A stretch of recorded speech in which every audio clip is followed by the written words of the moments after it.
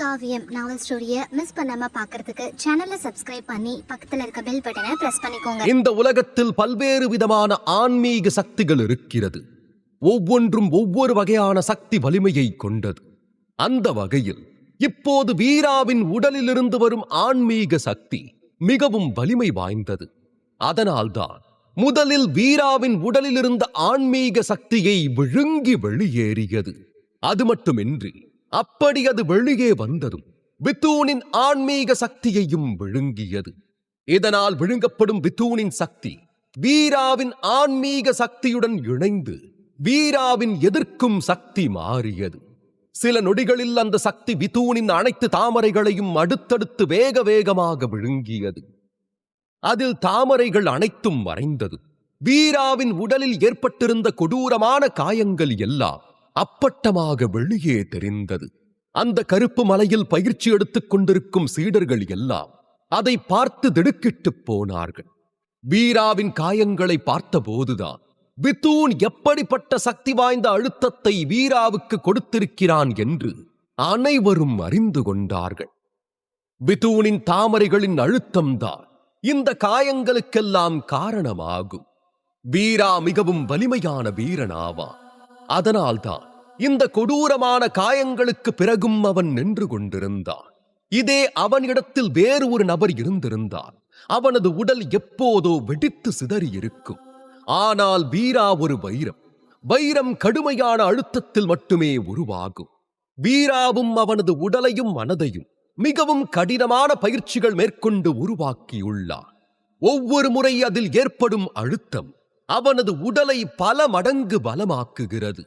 வீரா அவனது உடலில் ஏற்பட்டிருக்கும் காயங்களை எல்லாம் பொருட்படுத்தவே இல்லை. அவன் தெம்பாக எழுந்து நின்று கோபத்துடன் பல்லை கடித்துக் கொண்டு அசுர தெய்வீக முஷ்டி சக்தியில் வித்தூனை தாக்க தயாராக நின்றான். வீராவிற்கு இதற்கு முன்பு எதிர்க்கும் சக்தி இல்லை. அதனால் அவன் பலமுறை முயற்சி செய்தும் அசுர தெய்வீக முஷ்டி நுட்பத்தை அவன் வெளிக்கொண்டு வர முடியாமல் இருந்தான். எல்லாவற்றிற்கும் மேலாக இந்த நுட்பத்தில் வீரா வெற்றி பெறாததற்கு காரணம் இந்த நுட்பம் அசுரர்கள் பயிற்சி எடுக்கும் நுட்பமாகும். இப்போது எல்லாம் வீராவிற்கு எதிராக மாறி அவன் உயிரே போகும் நிலையில் இந்த ஆன்மீக சக்தியின் எதிர்க்கும் சக்தி வெளிவந்திருப்பதுதான் ஆச்சரியமான விஷயமாகும். இனி இந்த எதிர்க்கும் சக்தியை வீரா எப்போது வேண்டுமானாலும் பயன்படுத்த முடியும். உள்ளுக்குள் மகிழ்ந்த வீரா கையில் அசுர தெய்வீக முஷ்டி சக்தியை எடுத்துக்கொண்டு வித்தூனை தாக்க முன்னேறி சென்றான். வீராவின் இந்த சக்தி மிகவும் வலிமை வாய்ந்தது. இதனால் அவன் இருந்த கருப்பு மலையே நடுக்கம் கண்டது. அது மட்டுமின்றி அங்கிருந்த கருப்பு சரளை கற்கள் பாதையை உலுக்கியது. அதே நேரம் வீராவை வித்தூன் தாக்க வர வீரா 2 அடி முன்னே வந்து அவனை குத்தினான். நீல நிற முஷ்டி நிழல் காற்றில் வித்தூனை நோக்கி சென்றது. அது அவனை நெருங்க நெருங்க பெரிதாகிக் கொண்டே சென்றது. தன்னை தாக்க ஒரு பெரிய முஷ்டி நிழல் வருவதை பார்த்த வித்தூன் பேரதிர்ச்சி அடைந்தான். வீரா தாக்கிய வாயுவேக கத்தி மற்றும் பிராணமுள் சக்தி இரண்டிலிருந்து தப்பித்த வித்தூன் அதைக் கண்டு பயப்படவில்லை. ஏனென்றால் வித்தூனை பொறுத்தவரை அந்த ரகசிய தாக்குதல்கள் எல்லாம் வீராவால் 1 அல்லது 2 முறைதான் பயன்படுத்த முடியும். அதனால் அது அவனது உண்மையான சக்தி இல்லை என்று நினைத்தான். ஆனால் இப்போது நீல நிறமாக வரும் முஷ்டி சக்தியை பார்த்த வித்தூன் வீரா ஏதோ ஆபத்தான தாக்குதலை செய்துள்ளான் என்று புரிந்து கொண்டான். ஏதோ ஒரு சக்தி தனது சக்தி வாய்ந்த தாமரைகளை எல்லாம் விழுங்கி அதை தன்னுடைய சொந்த சக்தியாக மாற்றிக்கொண்டு இப்போது தன்னையே தாக்க வருகிறது என்றால் இது சாதாரணமான சக்தி இல்லை என்று புரிந்து வித்தூன் பிரமித்து போனான். வீரா இப்ப அனாத சக்கரத்துல இருக்கான். ஆனா அவன் கொஞ்சமும் பயப்படாம ருத்ர மகாவீர நிலையில இருக்கிற என்ன தாக்குறானா இது ரொம்பவே சக்தி வாய்ந்த நுட்பம். ஆனா அப்படி இது எந்த விதமான நுட்பம்? இவன் மட்டும் என்ன மாதிரி ருத்ர மகாவீர நிலைக்கு வந்தானா இந்த சக்தி வலிமைய யாராலையும் சமாளிக்கவே முடியாது என்று நினைத்தான். ஆனால் இப்போது எதை பற்றியும் யோசிக்க வித்தூனுக்கு நேரமில்லை. வித்தூனின் முஷ்டி சக்தி வீராவின் பெரிய முஷ்டி நிழலில் மோதியது. பூம் என்று மிகப்பெரிய சத்தம் கேட்டது. 2 முஷ்டிகளும் மோதியதில் அங்கு மலைகள் அதிரும் வகையில் ஒரு சத்தம் வெளிப்பட்டது. அத்துடன் மோதலில் உருவாகிய ஒளி ஒரு பெரிய சூறாவளியை ஏற்படுத்தியது. அந்த சூறாவளி படர்ந்து கொண்டே சென்று அங்கிருந்த கருப்பு சரளை கற்கள் சாலையெல்லாம் சேதப்படுத்தியது. அத்துடன் அந்த சூறாவளி மலைகளில் மோதி அந்த மலையில் இருக்கும் பாறைகளையெல்லாம் சுழற்றி கீழே உருட்டி விட்டது. இந்த காட்சியை கருப்பு மலையிலிருந்த மக்கள் எல்லாம் பார்த்து திகைத்துப் போனார்கள். அந்த மலையிலிருந்து வந்த சில பாறைகள் அங்கிருந்த சில கட்டிடங்களுக்கு பாதுகாப்பாக இருந்த சுவரை எல்லாம் இடித்து தள்ளியது. அதிர்ஷ்டவசமாக அங்கிருந்த மக்களின் பலம் மிகவும் வலிமையாக இருந்தது. அதனால் அங்கிருந்த யாரும் இறக்கவில்லை. அவர்களுக்கு சிறு காயங்கள் மட்டும்தான் ஏற்பட்டது. அங்கிருந்த மக்களின் கற்பனைக்கு எட்டாத வகையில் இந்த சண்டை நடந்து கொண்டிருந்தது. அந்த மலையின் உச்சியில் இருந்த வேதாவே அங்கு நடந்ததை பார்த்து பேரதிர்ச்சி அடைந்தாள். வித்தூனை சமாளிக்கிற அளவுக்கு என் அண்ணனுடைய சக்தி வலிமை வாய்ந்ததா என்று கேட்டாள். வீராவோட சக்தி வலிமை கொஞ்சம் குறைவுதான். ஆனா அவனுடைய ஆன்மீக சக்தி ரொம்ப வலிமையானது. அதனால்தான் வித்தூனுடைய சக்தியை சமாளிக்க முடிஞ்சது. வீராவால அந்த சக்தியை 2வது முறை பயன்படுத்த முடியாது. ஆனா வித்தூனு இதுக்கு மேல வீராவை தாக்க முடியாது. என்ன சிவாங்கி வந்துட்டாங்க என்று பதிலளித்தார் வயதானவர். அப்போது சிவாங்கியின் பறக்கும் தேர் வேகமாக மலையிலிருந்து வீரா இருக்கும் இடத்திற்கு அருகில் சென்று கொண்டிருப்பதை பார்த்தாள் வேதா. மறுபக்கம் வித்து, உன்னோட குத்து சக்தி ரொம்ப வலிமையா இருந்துச்சு.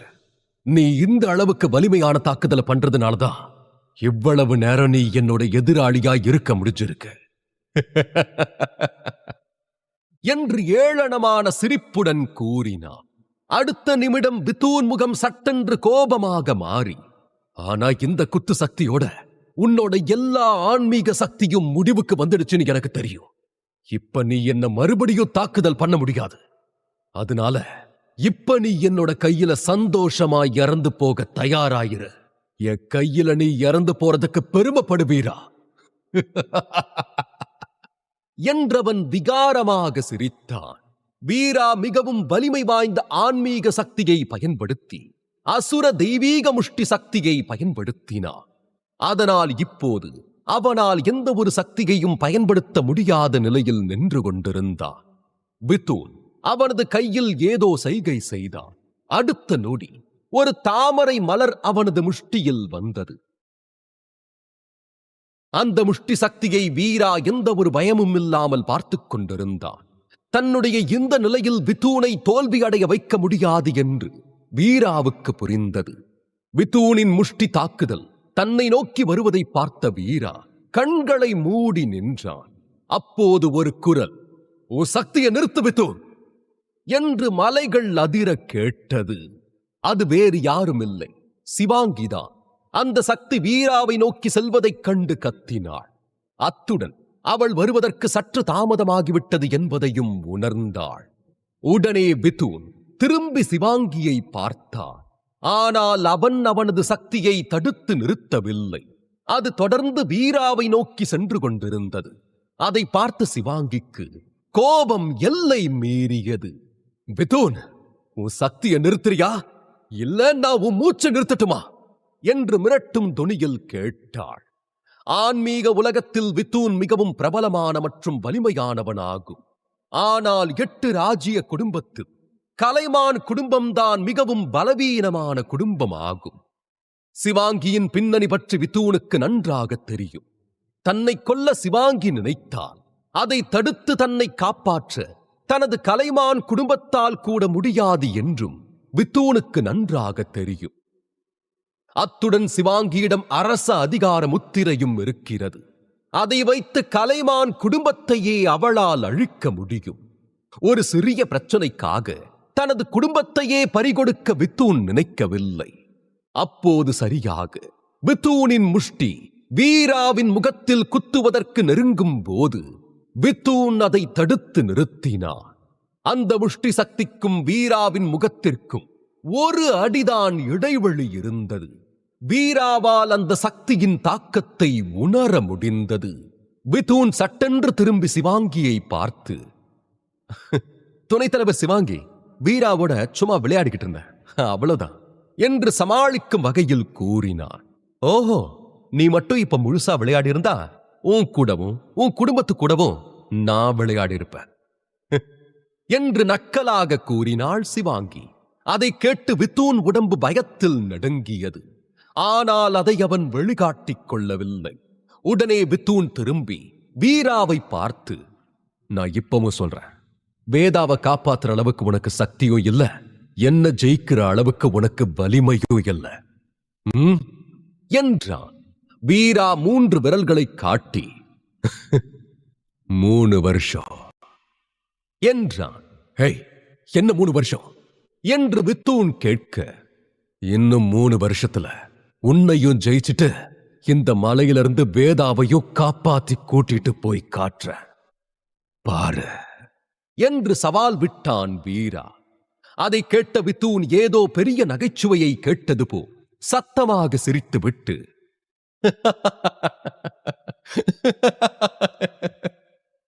சரி, உனக்கு நான் 3 வருஷம் கால அவகாசம் தரேன்.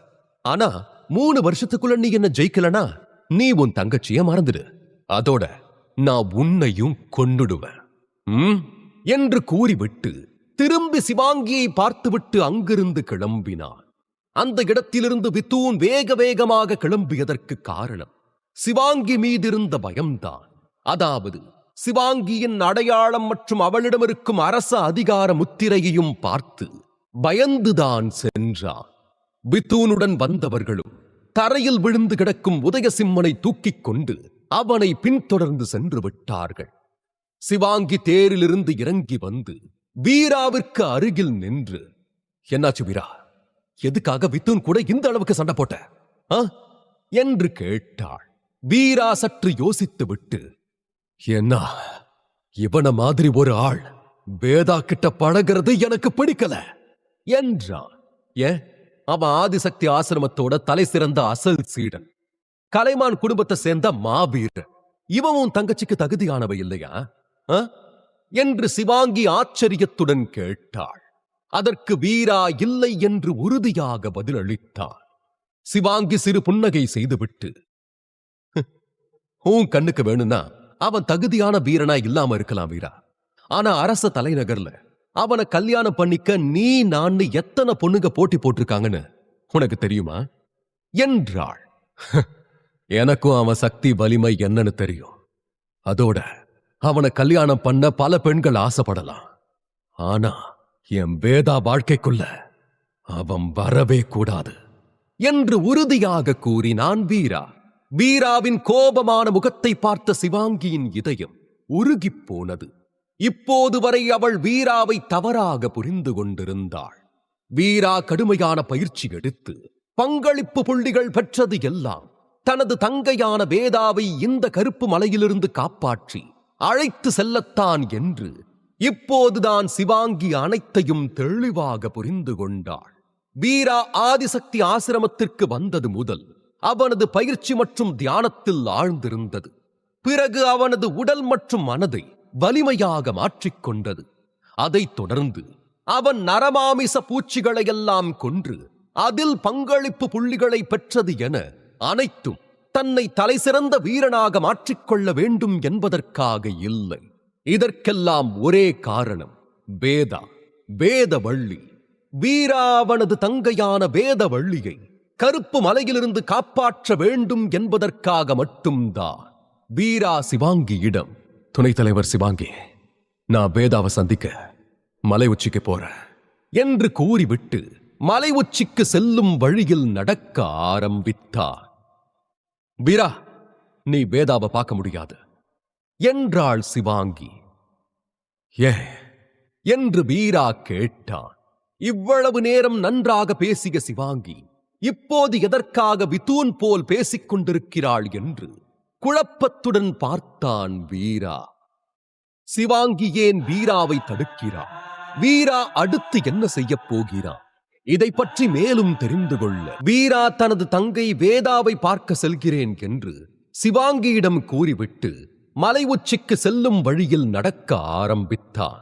வீரா, நீ வேதாவை பார்க்க முடியாது என்றாள் சிவாங்கி. ஏ என்று வீரா கேட்டான். இவ்வளவு நேரம் நன்றாக பேசிய சிவாங்கி இப்போது எதற்காக வித்தூன் போல் பேசிக் கொண்டிருக்கிறாள் என்று குழப்பத்துடன் பார்த்தான் வீரா. நான் ஏன் வேதாவை பார்க்க முடியாத? எனக்கு இன்னும் சொல்லப்படாத விஷயம் ஏதாவது இருக்கா என்று அடுத்தடுத்து கேள்வி எழுப்பினான் வீரா. இந்த கருப்பு மலையோட உச்சியில தான் வேதா இருக்கா. அங்க ரொம்ப சக்தி வாய்ந்தவங்கெல்லாம் சிறைப்பட்டிருக்காங்க. அதனால ஒரு சக்தி வாய்ந்த வலை போடப்பட்டிருக்கு. அதோட பேரு அருகோண சக்தி வலை. அதுக்குள்ள சிறப்பு அனுமதி இல்லாம யாராலையும் போக முடியாது வீரா என்றாள் சிவாங்கி. அதை கேட்ட வீரா மனமுடைந்து போனான். வேதாவிற்காகத்தான் வீரா கடுமையான பயிற்சிகளையும் பல தடைகளையும் தாண்டி வந்தார். இப்போது அவளுக்கு அருகில் வந்தும் அவளை சந்திக்க முடியாத நிலை ஏற்பட்டு விட்டதே என்று ஏமாற்றம் அடைந்தான். அப்போது வீரா திடீரென்று கோபம் அடைந்து மீண்டும் அந்த உச்சி மலைக்கு செல்லும் வழியில் வேக வேகமாக நடக்க ஆரம்பித்தான். அவன் உடம்பில் ஆழமான காயங்கள் ஏற்பட்டிருப்பதை கூட மறந்துவிட்டான். ஆனால் அந்த காயங்களால் வீராவால் 2-3 அடிக்கு மேல் எடுத்து வைக்க முடியவில்லை. ஏன், அவனால் சிறிது நேரம் நேராக நிற்கக்கூட முடியாத நிலையில் இருந்தான்.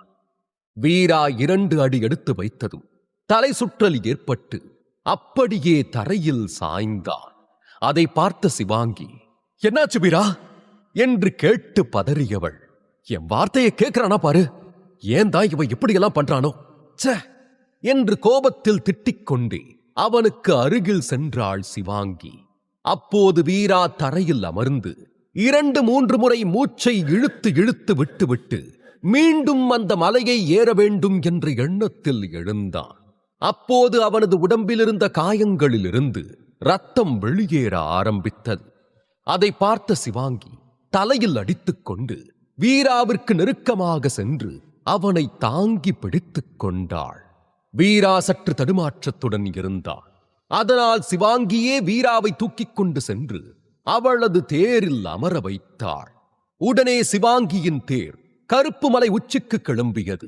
அந்த தேர் 50 அடி மேலே சென்றதும் அந்த மலையிலிருந்து வந்த ஒரு ஒளி அவர்களின் கண்களை கூசியது. அடுத்த சில நிமிடங்களில் அந்த கருப்பு மலையையே அந்த ஒளி மறைத்துக் கொண்டது. வீரா, இதுதான் அருகோண சக்தி வலை. இந்த வலைக்குள்ள நாம போக முடியாது என்றாள் சிவாங்கி. வீரா உடனே அவனது இடத்திலிருந்து எழுந்து அந்த இடத்தில் அவனது தங்கையை தேடினான். தனது தங்கையின் முகத்தை ஒரு முறையாவது பார்த்தால் போதும் என்ற ஏக்கத்துடன் பார்த்துக் கொண்டிருந்தான். வீரா அநாகத சக்கரத்தில் இருப்பதால் அவனது பார்வை மிகவும் கூர்மையாகவும் கவனமாகவும் இருக்கும். ஆனால் இப்போது அருகோண சக்தி வலை இருப்பதால் அவனுக்கு எதுவும் சரியாக தெரியவில்லை. வீரா சிறிது நேரம் அந்த வலைக்குள் ஏதேனும் தெரிகிறதா என்று பார்த்துக் கொண்டிருந்தான். அப்போது அந்த வலைக்குள் தூரத்தில் ஒரு நபர் இருப்பது அவனது கண்ணுக்கு தெரிந்தது. அந்த நபரை வீரா மிகவும் கூர்மையாகவும் உன்னிப்பாகவும் பார்த்துக் கொண்டே இருந்தான். அங்கிருந்த நபர் ஒரு பெண்தான் என்று கண்டுபிடித்து விட்டான். அந்த பெண் வலைக்கு அருகிலிருந்து அருகோண சக்தி வலையின் தாக்கத்தை குறைக்க முயற்சி செய்து கொண்டிருந்தாள். வீரா மேலும் உன்னிப்பாக பார்த்தான். ஆனால் அவள் தூரமாகவும் ஒளியின் வெளிச்சம் அதிகமாக இருந்ததாலும் அவனால் அவளது முகத்தை சரியாக பார்க்க முடியவில்லை. அப்படி இருப்பினும் அது யாரென உணர்ந்த வீரா, வேதா என்று கண்களில் கண்ணீர் ததும்ப கூறினான். இருவருக்கும் இடையில் வெகு தூரம் இருந்தாலும் அண்ணனும் தங்கையும் ஒருவரை ஒருவர் மாறி மாறி பார்த்துக் கொண்டார்கள். வீரா வேதாவை பார்த்து ஏதேதோ சைகை செய்தான். அவனது சைகைகளை பார்த்த சிவாங்கி மற்றும் அருகோண சக்தி வலைக்குள் இருந்த வயதானவரும் அவனை குழப்பத்துடன் பார்த்துக் கொண்டிருந்தார்கள். இருவருக்குமே வீரா என்ன செய்கிறான் என்று புரியவில்லை. ஆனால் வீராவின் சைகையை பார்த்த வேதா சிறு புன்னகை செய்தாள். அவளுக்கு வீரா என்ன சொல்ல வருகிறான் என்று நன்றாக தெரியும். தன்னிடம், நான் இருக்க, உன்னை பாதுகாப்பா பாத்துக்கிற, என்று சொல்கிறான் என்று புரிந்தவள், இனி எனக்கு கவலை இல்லை, உனக்காக நான் காத்திருப்பேன் என்று அவளும் வீராவுக்கு சைகை செய்தாள். இந்த சைகையை வேதாவும் வீராவும் குழந்தை பருவத்தில் இருக்கும் போதே குழந்தைத்தனமாக பேசி பழகி இருந்தனர். அது அவர்களுக்கு மட்டுமே தெரிந்த ரகசிய உரையாடல். வேதாவை விட இப்போது வீரா பயிற்சியில் 4 வருடம் பின்தங்கி இருந்தான். வேதாவை விட பல மடங்கு பலவீனமாக இருந்தான். இப்போது வேதாவிற்கு வீராவின் துணை தேவையில்லை.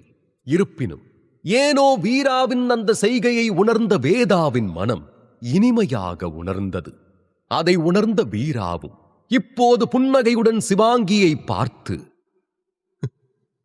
நாம போகலாம் என்றான். ஏன் வீரா, இன்னும் கொஞ்ச நேரம் இருந்து உன் தங்கச்சியை நீ பார்க்கலையா என்று கேட்டாள் சிவாங்கி.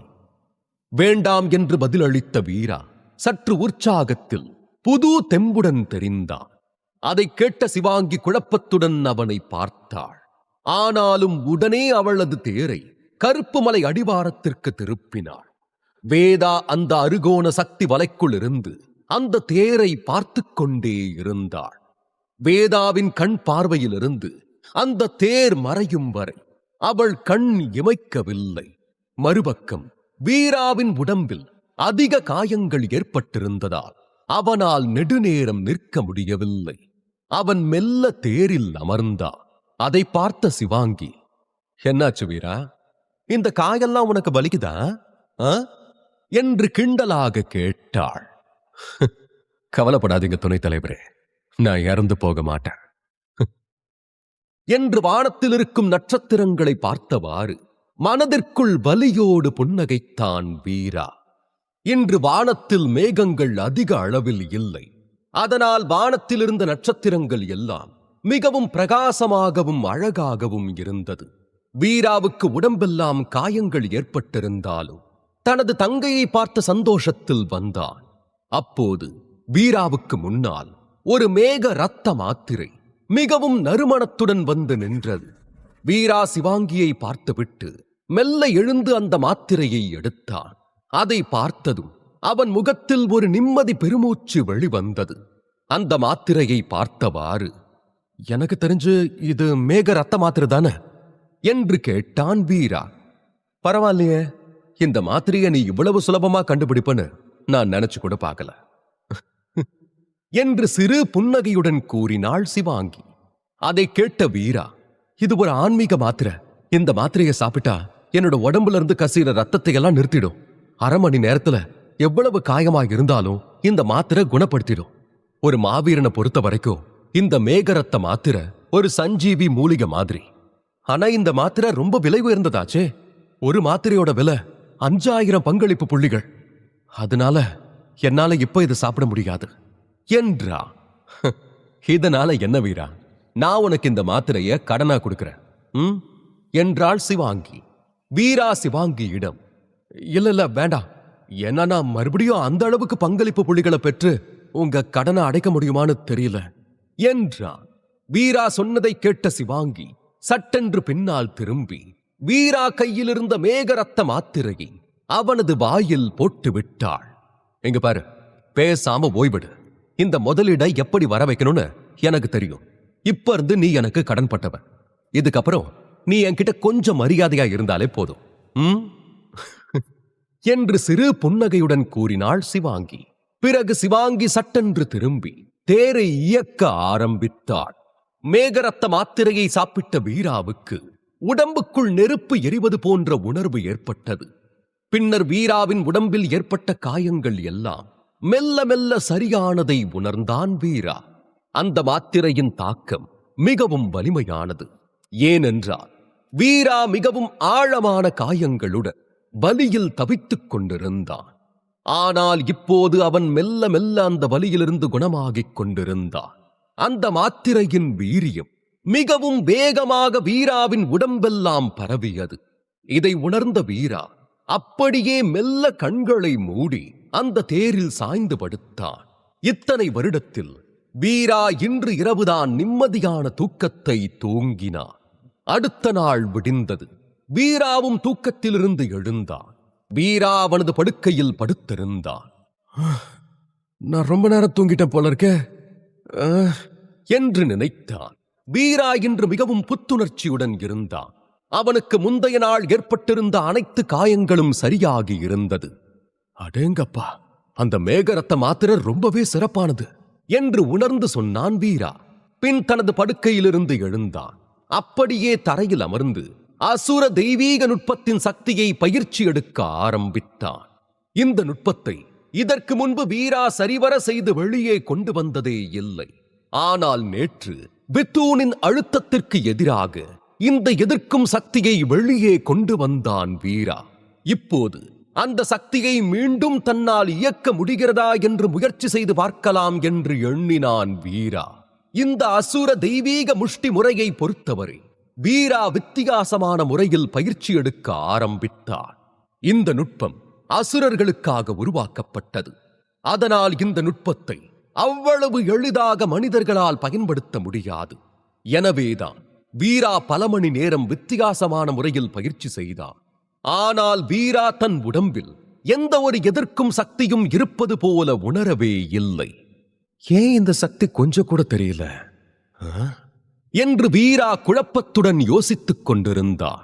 நேத்து என் உயிர் போற நேரத்துல என் உடம்புல இருந்து வெளியே வந்து ஏதோ பல நாள் பட்டினி கிடந்த சிங்கம் இறைய பார்த்ததும் பாஞ்சு விழுங்குற மாதிரி என்னோட ஆன்மீக சக்திகளை விழுங்கி எதிர்க்கும் சக்தியா வெளியே வந்துச்சு. ஆனா இப்ப ஏதோ தின்னது செரிக்காத பாம்பு மாதிரி எல்லாம் அசையாம கிடக்கு. இப்படி இருந்தா அத நான் எப்படி உணர்வேன்? இவ்வளவு ஏன் என் உடம்புல இருக்கிறத கூட என்னால உணர முடியலையே என்று யோசித்துக் கொண்டிருந்தான் வீரா. அதாவது ஒரு சக்தியை முதன்முறையாக வெளியே கொண்டு வருவதுதான் மிகவும் போராட்டமாக இருக்கும். அதற்கு பிறகு அந்த சக்தி எளிதாக வெளியே வரும். ஆனால் வீராவின் வாழ்க்கையில் அனைத்தும் வழக்கத்திற்கு மாறாகத்தான் நடந்து கொண்டிருந்தது. ஐயோ, இன்னைக்கும் நேத்திக்கும் அப்படி என்னதான் வித்தியாசம்? ஏன் இன்னைக்கு சக்தி வெளியே வரல என்று நினைத்து யோசித்து பார்த்தான் வீரா. நேற்று வித்தூனின் சக்தி அழுத்தத்தினால் வீரா சாவின் விளிம்பில் இருந்தான். அப்போது 3 முறை முயற்சி செய்துதான் 3வது முறையாக இந்த சக்தியை வெளியே கொண்டு வந்தான். அதை உணர்ந்தவன், ஒருவேளை வாழ்வா சாவாங்கிற நிலைமை வரும்போதுதான் அசுர தெய்வீக முஷ்டி சக்தியை பயன்படுத்த முடியுமோ என்று நினைத்தான் வீரா. இதை யோசித்துக் கொண்ட வீரா அவனது அறையில் அங்கும் இங்கும் மாறி மாறி நடந்து கொண்டிருந்தான். அப்போது திடீரென்று வீராவின் கண்களில் லேசான பிரகாசம் தோன்றியது. உடனே வீரா வேகமாக வந்து மீண்டும் பயிற்சி செய்யும் முறையில் அமர்ந்தான். இந்த முறை மனசு மூலமா தியானம் பண்ணக்கூடாது, இதயபூர்வமா முயற்சி செஞ்சு பார்க்கலாம் என்று எண்ணிவிட்டு தியானம் செய்தான். அப்போது எதிர்க்கும் சக்தி மெல்ல மெல்ல மூலாதார சக்கரத்தில் சுழல ஆரம்பித்தது. அப்போது அவனது கைகளில் அந்த சக்தியை எடுக்க முயற்சி செய்து பார்த்தான். வீராவின் கைகளுக்கு நீல நிறமான சக்தி வந்தது. அதை பார்த்த வீராவின் முகம் பிரகாசமாக மின்னியது. ஒரு வழியா வெளியே வந்துருச்சு. ஆனா இந்த சக்தி எதிரில் வர சக்தியை விழுங்கிடும். அதனால இப்ப இதை பயன்படுத்த வேண்டாம். அதோட இது மத்த ஆன்மீக சக்திகளை விழுங்குது என்று எண்ணியவன் காளையின் 1000 குத்து நுட்பத்தை தியானம் செய்ய ஆரம்பித்தார். அது மூலாதார சக்கரத்தில் நிறைய ஆரம்பித்தது. உடனே எதிர்க்கும் சக்தி அந்த காளையின் 1000 சக்தியை விழுங்கியது. இதை கவனித்த வீரா தொடர்ந்து 2 மணி நேரம் பயிற்சி எடுத்தார். பின் மீண்டும் எதிர்க்கும் சக்தியை வெளியே எடுத்து பார்த்தார். அதை பார்த்த வீரா மிகவும் ஆச்சரியப்பட்டார். பொதுவாக அநாகத சக்கரத்தில் இருக்கும் வீரனின் உடம்பில் அல்லது உடலின் மேற்பரப்பில் அந்த சக்தி இருக்கும். அது நகராது. முயன்றாலும் உடனடியாக காற்றில் மறைந்துவிடும். ஆனால் வீராவால் இந்த சக்தியை அங்கும் இங்கும் வெளியே பயன்படுத்த முடிந்தது. அர்த்த மகாவீரன் நிலையில் இருப்பவன் மட்டும்தான் சக்தியை வெளியே எடுத்து பயன்படுத்த முடியும். அதை உணர்ந்த வீரா, ஒருவேளை நான் அர்த்த மகாவீர நிலைக்கு முன்னேறிட்டனா என்று எண்ணினார். வீரா அடுத்து என்ன செய்ய போகிறான்? பங்களிப்பு புள்ளிகளை பெற தெற்கு பக்கம் செல்வானா? இதை பற்றி மேலும் தெரிந்து கொள்ள வீரா பயிற்சி எடுத்துக் கொண்டிருக்கும் போது அவனது எதிர்க்கும் சக்தி உடலை விட்டு மறையாததை பார்த்ததும், அப்ப நான் அர்த்த மகாவீர போர் வீரன் நிலைக்கு வந்துட்டனா என்று எண்ணினார்.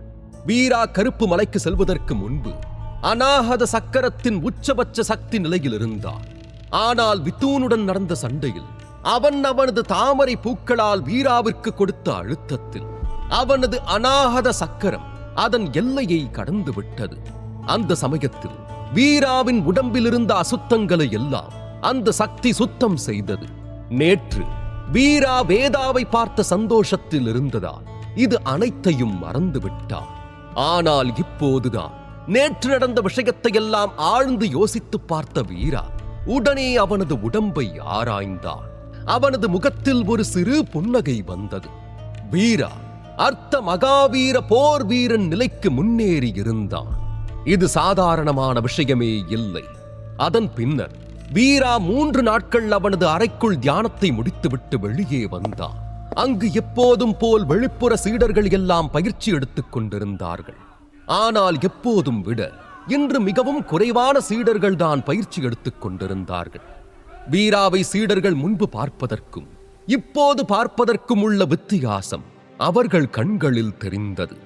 அங்கிருந்த ஒவ்வொருவரும் ஒரு படி அதிக மரியாதையுடனே வீராவை பார்த்தனர். அங்கிருந்த பெரும்பாலான வெளிப்புற சீடர்களுக்கு வீரா ஒரு முன்னுதாரணமாக திகழ்ந்தார். மேலும் வீராவை மனதில் வைத்துக் கொண்டு பயிற்சியை கடுமையாக செய்து அவர்களது சக்தியை அதிகப்படுத்திக் கொள்ள எண்ணினார்கள். அப்போது வீராவுக்கு பின்னால் இருவர் வந்தார்கள். அதில் ஒருவன் வீராவின் தோளில் கையை போட்டுக்கொண்டு, என்ன வீரா, இன்னைக்குதான் நமக்கு மாத்திரைகள்லாம் கிடைக்கிற நாள், அதுக்குதான் நீயும் போறியா என்ன என்று கேட்டான். அது வேறு யாரும் இல்லை, அதியன்தான். அவனுடன் வந்தது சிவா. ஓ, இன்னைக்குதான் மாத்திரைகள் கொடுக்கிற நாளா என்று எண்ணி வியப்படைந்தான் வீரா. இந்த விஷயத்தை வீரா மறந்தே போய்விட்டான். ஆதிசக்தி ஆசிரமத்தை பொறுத்தவரை அனைத்து மாதமும் அவரவர் பயிற்சிக்கு ஏற்றவாறும் அவர்களது நிலைக்கு ஏற்றவாறும் அவர்களுக்கு மாத்திரைகள் மற்றும் பயிற்சி வளங்களும் தரப்படும். அதனால் வீராவும் அவனது நண்பர்களை பார்த்து ஆம் என்று தலையை அசைத்தான். பின்னர் வீரா, அதியன் மற்றும் சிவா மூவரும் மலை உச்சியில் இருக்கும் பொற்கதிர் குழுவிற்கும் இடத்தை நோக்கி நடக்க ஆரம்பித்தார்கள். மூவரும் செல்லும் போது அதியன் வீராவிடம், வீரா, இந்த 3 நாளா நீ பயிற்சி எடுக்கிறன்னு உன்னோட அறையிலே இருந்துட்ட. உனக்கு அந்த கருப்பு மலையில நடந்த சம்பவத்தை பத்தி தெரியுமா என்ன என்று கேட்டான். அதியன் ஆதிசக்தி ஆசிரமத்திற்கு வந்து சில நாட்களே ஆகியிருந்தால் அவன் சிவாவை விட வேகமாக பல செய்திகளை தெரிந்து கொள்ள ஆரம்பித்தான். வீரா அதியனிடம், கருப்பு மலையில என்னாச்சு என்று ஆச்சரியம் குறையாமல் கேட்டான். ஐயோ வீரா, அப்போ உனக்கு விஷயமே தெரியாது போல. அந்த கருப்பு மலையில ஆன்மீக உலகத்தை சேர்ந்த வீரன் ஒருத்த அவனுடைய சக்தி ஒளிய வானத்தளவுக்கு வெளிப்படுத்தி இருக்கான். அந்த சக்தி ஒளிய நம்ம பொற்கதிர் குழு இருக்கிற மலையில இருந்து கூட பார்க்க முடிஞ்சது என்று அந்த மலையிலிருந்து அவன் நேரில் பார்த்தது போல் அதியன் எடுத்துரைத்தான். அதியன் சொன்னதை கேட்டு வீரா ஆச்சரியமாக உணர்ந்தான். ஏனென்றால் அந்த கருப்பு மலையில் நடந்த விஷயம் ஒரு சிலருக்கு மட்டும்தான் தெரிந்திருக்கும் என்று நினைத்தார். ஆனால் அந்த சம்பவம் பொற்கதிர் குழுவின் வெளிப்புற சீடர்களுக்கே தெரிந்துள்ளதே என்றுதான் வியந்தார். அப்படி என்றால் இந்த சம்பவம் ஆதிசக்தி ஆசிரமம் முழுக்க தெரிய வந்திருக்கும் என்று வீரா புரிந்து கொண்டார். அதியன் சொன்னதை வைத்தே வீரா அந்த கருப்பு மலையில் இருந்த விஷயம் யாருக்கும் தெரியவில்லை என்று புரிந்து கொண்டார். அடேங்கப்பா, ஆன்மீக சக்தி வானத்து வரைக்குமா என்று வீரா தனக்கு தெரியாதது போலவும் அவன் இந்த விஷயத்தை முதன்முறையாக கேட்பது போலவும் ஆச்சரியம் குறையாமல் பேசினார். வீரா இந்த விஷயத்தில் ஆகச் சிறந்த நடிகன் போல் நடித்துக் கொண்டிருந்தார். வீரா பேசியதை கேட்டு சிவாவும் தொடர்ந்து பேசினார். வீரா, நம்ம ஆதிசக்தி ஆசிரமத்துல ரொம்ப சக்தி வாய்ந்த ஆன்மீக சக்தி வச்சிருக்கிற வீரர்கள் பட்டியலை எடுத்தா விரல் விட்டு எண்ணிடலாம். ஆனா இதுல ரொம்ப விசித்திரமான விஷயம் என்னன்னா, அந்த ஆன்மீக உலகத்துல இருக்கிற வீரன் ஒரு அநாகத சக்கரத்துல இருக்கிற வெளிப்புற சீடன் கூட சண்டை போட்டிருக்கான் என்றான். என்னது என்று வீரா அதிர்ச்சியுடன் கேட்டுவிட்டு தொடர்ந்து பேசினான். ஏய், நீ சொல்றது உண்மையா இல்ல வதந்தியா என்று கேட்டான். எனக்கும் இது நடக்க சுத்தமா வாய்ப்பே இல்லைன்னு தான் தோணுது. ஏன்னா ஒரு அநாகத சக்கரத்துல இருக்கிற வீரனை ஆன்மீக உலகத்துல இருக்கிற வீரன் கண்ணிமைக்கிற நேரத்துல கொல்ல முடியும்னு நமக்கு தெரியாதா என்ன என்று கூறினான் சிவா. ஆனா சிவா, எனக்கு ஒண்ணு இது வதந்தியா தோணல. ஏன்னா அநாகத சக்கரத்துல இருக்கிற நம்ம வீரா ஒரு ருத்ர மகாவீர நிலையில இருக்கிற வீரனை ஜெயிக்கலையா என்ன என்று கேட்டான் அதியன். அதியன், உனக்கு ஆன்மீக சக்தி வச்சிருக்கிற வீரனை பத்தியும் அவனோட சக்தியை பத்தியும் தெரியலன்னு நினைக்கிறேன். ஏன்னா நம்ம யவன சாம்ராஜ்யத்துல அநாகத சக்கரத்துல லட்சக்கணக்கான சீடர்கள் இருக்காங்க. ஆனா ஆன்மீக சக்தியில இருக்கிற சீடனை கணக்கெடுத்தா விரல் விட்டு எண்ணிடலாம். என்ன பொறுத்த வரைக்கும் அப்படி ஒரு சண்டையே நடக்கல. அது ஒரு வதந்தி தான் என்று உறுதியாக கூறினான் சிவா. அதை கேட்ட அதியன், எப்பா யாருக்கு தெரியும், ஏதாவது அதிசயம் நடந்திருக்கலான்னு தான் என் மனசு சொல்லுது என்று அவனது எண்ணத்தில் உறுதியாக இருந்தான். ஓ, அப்போ ஒரு எறும்பு யானையவே கொல்ல முடியும் சொல்ல வரியா என்று சிவா நக்கலாக கேட்க, ஏன் ஒரு எறும்பு யானை காதுக்குள்ள போனா யானைக்கு என்ன ஆட்டம் காட்டுன்னு உனக்கு தெரியாதா என்ன என்று அதிகன் பதில் அளிக்க, இருவரும் தொடர்ந்து வாக்குவாதம் செய்து கொண்டே பொற்கதிர் குழுவிற்கும் மலை உச்சிக்கு வந்து சேர்ந்தார்கள். பின்னர் மூவரும் சென்று அவரவர் சக்திக்கு தகுந்தவாறு மாத்திரைகள் மற்றும் பயிற்சி வளங்களையும் பெற்றுக்கொள்ள சென்றார்கள். ஆதிசக்தி ஆசிரமத்தில் இருக்கும் அதிகாரிகள் தான் இந்த மாத்திரைகள் மற்றும் பயிற்சி வளங்களை எல்லாம் சீடர்களுக்கு கொடுத்துக் கொண்டிருந்தார்கள். மூவரும் மாத்திரைகளை வாங்க சென்ற போது அங்கு நிறைய சீடர்கள் இல்லை. வீரா மற்றும் அவனது நண்பர்கள் அவரவர் சீடர் சான்றிதழ்களை காண்பித்து அதற்கேற்ப மாத்திரைகளை வாங்கிக் கொண்டு வெளியே வந்தார்கள். அப்போது அங்கிருந்த மலைப்பாதையில் இருந்து ஒரு பெரிய உருவம் கொண்ட நபர் வருவதை மூவரும் பார்த்தார்கள். அந்த நபர் குண்டாக இருந்தாலும் அவன் மிகவும் வேகமாக நடந்து வந்து கொண்டிருந்தான். பொற்கதிர் குழுவின் ஒரே பருமனான சீடன் பிரதாபன் தான் வந்து கொண்டிருந்தான். இவன்தான் சில நாட்களுக்கு முன்பு நடந்து கருடக் குழுவிற்கு எதிரான போட்டியில் வீராவிற்கு முன்பு அடிபட்டு தோல்வி அடைந்தவன். பிரதாபனை பார்த்ததும் மூவரும் அவனை வணங்கிவிட்டு நின்றார்கள். அவன் மூவரையும் பார்த்து சிறு புன்னகை செய்துவிட்டு நின்றான். என்னன்னா, உங்க காயெல்லாம் சரியாயிடுச்சா என்று வீரா பிரதாபனை பார்த்து கேட்டான். வீரா கருப்பு மலைக்கு சென்று விட்டு வந்து 3 நாட்கள் அவனது அறையில் பயிற்சி எடுத்த காரணத்தினால் அவன் பிரதாபனை சந்திக்க முடியவில்லை. பிரதாபன் தனது கையை தட்டி காட்டி விட்டு, இன்னும் கொஞ்சம் வலி இருக்கு வீரா, ஆனா சீக்கிரம் சரியாயிடும் என்று சிறு புன்னகையுடன் கூறினான். சிறப்பு அண்ணா என்று பதில் அளித்தான் வீரா. பிரதாபன் அண்ணா, இந்த மாத்திரையால உங்களுக்கு எந்த ஒரு பெரிய பயனும் இல்ல. அப்படி இருக்கும்போது நீங்க ஏன் இவ்வளவு வேகமா போறீங்க? உங்களுக்கு வேற ஏதாவது வேலை இருக்கா என்ன என்று கேட்டான் அதிகன். பிரதாபன் சிறு புன்னகை செய்துவிட்டு, நீ சொல்றது உண்மைதான் அதிகன். நான் ஆதிசக்தி ஆசிரமத்தை விட்டு கொஞ்ச நாள் வெளியே போக போறேன். இன்னைக்கு அரச தலைநகரத்துல தேவநிதி ஏழை இல்லத்துல ஒரு பெரிய விழா நடக்க போகுது. அங்க வர சொல்லி அண்ணன் சொல்லி விட்டாங்க, அதான் என்றான். தேவநிதி ஏழை இல்லமா என்று அதியன் மற்றும் சிவா இருவரும் ஒருவரை ஒருவர் ஆச்சரியமாக பார்த்துவிட்டு, பிரதாபன் அண்ணா, நீங்க யாஞ்சல் குடும்பத்தோட உறுப்பினரா என்று இருவரும் ஒன்று சேர கேட்டார்கள். வீராவிற்கு அவர்கள் இருவரும் எதை பற்றி பேசிக் கொண்டிருக்கிறார்கள் என்று சுத்தமாக தெரியவில்லை. அதனால் வீரா திரும்பி பிரதாபனின் பதிலை எதிர்நோக்கி காத்துக் கொண்டிருந்தான். அப்போது பிரதாபன் ஆம் என்று இருவருக்கும் பதில் அளித்தான். யவன சாம்ராஜ்யத்தில் மிகவும் பிரபலமானது யாஞ்சில் குடும்பம். இந்த குடும்பத்தில் மிகவும் திறமையான சீடர்கள் யாரும் இல்லை. இருப்பினும் 8 உயர்குடி குடும்பங்களில் இதை சேர்க்கவில்லை என்றாலும் உயர்குடி குடும்பங்களை விட யாஞ்சில் குடும்பம் சக்தி வலிமையில் மிகவும் ஆகச்சிறந்த குடும்பம் ஆகும். அத்துடன் இந்த 8 குடும்பத்திடமும் யாஞ்சில் குடும்பத்திற்கு நல்ல நட்புறவு இருக்கிறது. வணிக விஷயத்தில் 8 குடும்பத்தை விட யாஞ்சில் குடும்பம் மிகவும் சிறப்பாக நடத்தக்கூடிய ஒன்றாகும். யவன சாம்ராஜ்யத்தின் பொருளாதாரத்தின் பெரும்பாலானவற்றை யாஞ்சில் குடும்பத்தின் இளம் சீடர்கள் தான் திறம்பட செய்து வருகிறார்கள். இந்த சாம்ராஜ்யத்தின் பெரிய ஏலக்கூடம் மற்றும் பரிமாற்ற கட்டிடம் எல்லாம் யாஞ்சில் குடும்பத்தால் தான் பார்த்துக் கொள்ளப்படுகிறது. இதனால் யாஞ்சில் குடும்பத்தின் பொருளாதார நிலையம் சற்று வலிமையாகவே இருந்தது. பிரபலமான தேவநிதி ஏல இல்லமும் யாஞ்சில் குடும்பத்தின் நிறுவனங்களில் ஒன்றாகும். அனைத்து வருடமும் இந்த சாம்ராஜ்யத்தின் 80% ஏலம் தேவநிதி ஏல இல்லத்தில்தான் நடைபெறுகிறது. என்னன்னா நீங்க யாஞ்சல் குடும்பத்தை சேர்ந்தவர்னு இத்தனை நாளா எங்ககிட்ட மறைச்சிட்டீங்களே, போங்க என்று வருத்தத்துடன் கூறினான் சிவா.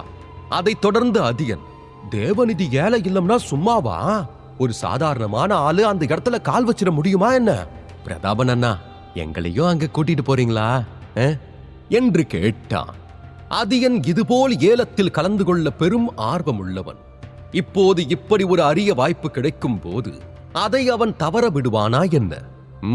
சரி, இது ஒன்னும் பெரிய விஷயம்லாம் இல்ல, போகலாம் என்று பிரதாபன் பதிலளித்து விட்டு திரும்பி வீராவை பார்த்து, வீரா, நீயும் எங்க கூட வர்றியா என்று கேட்டான். பிரதாபன் கேட்டதும் நான் வரவில்லை என்று சொல்லத்தான் வீரா எண்ணினான். ஆனால் இப்போதுதான் வீரா அர்த்த மகாவீர போர் வீரன் நிலைக்கு வந்திருக்கிறான். அதனால் வீரா இப்போது கடுமையான பயிற்சி எடுத்து அவனது நிலையை கட்டுப்பாட்டில் வைக்க வேண்டும் என்று எண்ணினான். ஆனால் சட்டென்று வீராவிற்கு ஒரு யோசனை வந்தது. உடனே வீரா பிரதாபனை பார்த்து, பிரதாபன் அண்ணா, அங்க ஏதாவது ஏலத்துக்கு விடுவாங்களா என்று கேட்டான். இல்ல வீரா, எல்லா பொருளையும் ஏலத்துல விட மாட்டாங்க. யார்கிட்ட அபூர்வமான பொருட்கள் இருக்கோ அதை மட்டும்தான் தேவநிதி ஏல இல்லத்துல ஏலத்துக்கு விடுவாங்க வீரா என்று பதிலளித்தான் பிரதாபன். அதை கேட்டு வீரா தலையசைத்தான். கடந்த முறை தெற்கு திசையில் அவன் வேட்டைக்கு சென்ற போது பேய் சுடர் சிங்கத்தின் சக்தி மூலத்தை பெற்றிருந்தான். அந்த சக்தியால் அவனுக்கு எந்த பயனும் இல்லை. ஆனால் அந்த சக்தியால் தேவையற்ற ஆபத்துக்கள் வருவதற்கு முன்பு வீரா அதை அகற்ற விரும்பினான். உடனே வீரா பிரதாபனை பார்த்து, என் நண்பர்களும் வர்றதுனால நானும் உங்க கூட வரேன்னா என்றான். சரிப்பா, நீங்க 3 பேரும் இங்கே இருங்க. நான் போய் எனக்கான மாத்திரைகளையும் பயிற்சி வளங்களையும் வாங்கிட்டு வந்துடுறேன். அதுக்கப்புறம் நாம எல்லாரும் ஒன்னா போகலாம் என்று கூறினான் பிரதாபன். அதை கேட்டு மூவரும் சரி என்று பதில் அளித்தார்கள். பிரதாபன் அவனுக்கான மாத்திரைகளை எல்லாம் வாங்கிக் கொண்டு மூவரையும் அழைத்துக் கொண்டு ஆதிசக்தி ஆசிரமத்திற்கு சென்றான். பிறகு அவனிடம் இருந்த 100 ஆன்மீக கற்களை கொடுத்து ஒரு பறக்கும் தேரை வாடகைக்கு வாங்கினான். அதை பார்த்த வீரா அவனை ஆச்சரியத்துடன் பார்த்து கொண்டிருந்தான். வீராவிடமும் பல ஆன்மீக கற்கள் இருக்கிறது மற்றும் ஆயிரக்கணக்கான பங்களிப்பு புள்ளிகளும் இருக்கிறது. ஆனால் அவனதை அலட்சியமாக செலவழித்து விடக்கூடாது என்ற எண்ணத்தில் இருந்தான். பிரதாபன், வீரா, அதியன் மற்றும் சிவா 4 பறக்கும் தேரில் ஏறினார்கள். அந்த தேர் ஆதிசக்தி ஆசிரமத்திலிருந்து கிளம்பியது. கருப்பு மலையில் இருந்தது. வீரா என அவனது நண்பர்களுக்கு தெரிய வருமா? வீராவும் அவனது நண்பர்களும் ஏலத்தில் பங்கெடுத்துக் கொள்வார்களா? இதை பற்றி மேலும் தெரிந்து கொள்ள தொடர்ந்து கேளுங்கள். பிரதாபன், வீரா, அதியன் மற்றும் சிவா மூவரும் பறக்கும் தேரில் அமர்ந்து ஆதிசக்தி ஆசிரமத்திலிருந்து புறப்பட்டார்கள். வீரா அரச தலைநகருக்கு வந்ததிலிருந்து அவனுக்கு இந்த இடத்தை சுற்றி பார்க்க வாய்ப்பே கிடைக்கவில்லை. அதனால் இப்போது பறக்கும் தேரில் நின்று கொண்டு அரச தலைநகரை ரசித்துக் கொண்டிருந்தான். அரச தலைநகர் பறந்து விரிந்து காணப்பட்டது. பறக்கும் தேர் மிகவும் வேகமாக பறந்து சென்றது. இருப்பினும் ஆதிசக்தி ஆசிரமத்தை தாண்டுவதற்கு அரை மணி நேரம் எடுத்துக்கொண்டது. அப்போது அதியன் அங்கு ஒரு அரண்மனையை கை காட்டி, அங்க பாருங்க, இதுதான் தேவலோக சுடர் அரண்மனை என்று கூறினார். வீரா வேகமாக திரும்பி அந்த திசையில் இருக்கும் அரண்மனையை பார்த்தார். அங்கு ஒரு மிகப்பெரிய சுவர் எழுப்பப்பட்டிருந்தது. அந்த சுவர்களுக்கு இடையே பெரிய பெரிய கட்டிடங்கள் எல்லாம் கட்டப்பட்டிருந்தது. அந்த கட்டிடங்கள் முழுக்க வண்ணமயமான விளக்குகளால் அலங்கரிக்கப்பட்டும் இருந்தது. அந்த தேவலோக சுடர் அரண்மனையை அதன் வண்ணமயமான விளக்குகள் ஒரு பாதுகாப்பு கவசம் போல் பாதுகாக்க போடப்பட்டிருந்தது. யவன சாம்ராஜ்யத்தின் முதுகெலும்பாகவே இந்த தேவலோக சுடர் அரண்மனை இருந்தது. பிறகு அந்த அரண்மனையை கடந்து பறக்கும் தேரை சிறிது நேரத்தில் தரையிறக்கினான் பிரதாபன். அந்த தேர் அங்கிருந்த ஒரு பெரிய கட்டிடத்திற்கு முன்னால் இறங்கியது. அங்கு பெரிய எழுத்தில் தேவநிதி ஏல இல்லம் என தங்க நிறத்தில் பொறிக்கப்பட்டிருந்தது. இந்த ஏலத்தில் பங்கெடுத்துக் கொள்ள வந்திருந்தவர்கள் எல்லாம் ஒவ்வொரு சாம்ராஜ்யத்தின் மிகவும் வளமிக்க உறுப்பினர்கள் மற்றும் பெரிய குடும்பத்தார்கள்தான். இந்த தேவநிதி ஏல இல்லத்தில் பிரதாபன் மிகவும் பிரபலமானவன் ஆவான். அதனால் பிரதாபன் வீரா மற்றும் 2 நண்பர்களை தேவநிதி ஏல இல்லத்திற்குள் முன்வாசல் வழியாக செல்வதற்கு முன்பு, நண்பர்களே, உள்ள போனதும் ஏதாவது ஒரு இடத்தை பிடிச்சு உட்கார்ந்துக்கோங்க. ஏன்னா இன்னைக்கு ஏலம் ரொம்ப சிறப்பா இருக்க போகுதுன்னு என் அண்ணன் சொன்னாங்க என்றான் பிரதாபன். ஓ, அப்ப ஏதோ சிறப்பான பொருள் ஏலத்துக்கு வருதா அண்ணா என்று அதியன் கேட்க, அத பத்தின விஷயம் இன்னும் கொஞ்ச நேரத்துல உங்களுக்கே தெரியும் என்று சிறு புன்னகையுடன் கூறினான் பிரதாபன். அதை கேட்ட அதியன் மற்றும் சிவா இருவரும் மிகவும் உற்சாகமாக உணர்ந்தார்கள். பொதுவாக வெளிப்புற சீடனுக்கு இதுபோல் பெரிய ஏலத்தில் கலந்து கொள்வதற்கெல்லாம் வாய்ப்பு கிடைக்காது. அந்த வாய்ப்பு இன்று தங்களுக்கு கிடைத்திருக்கிறது என்பதற்காகத்தான் இருவருக்கும் சந்தோஷம் பெருக்கெடுத்து ஓடியது. வீரா, அதியன், பிரதாபன் மற்றும் சிவா 4வரும் நுழைவு வாயிலுக்குள் நுழையும் போது, அங்கேயே நில்லுங்க, இது தேவநிதி ஏல இல்லம், இதுக்குள்ள சாதாரணமான ஆளுகளுக்கெல்லாம் அனுமதி இல்ல என்று சிவப்பு நிறமான உடை அணிந்த ஒரு நபர் கராராக கூறி 4வரையும் தடுத்து நிறுத்தினார். அதை பார்த்த பிரதாபன் அவனிடமிருக்கும் அடையாள அட்டையை எடுத்து அந்த நபரிடம் காட்டினார்.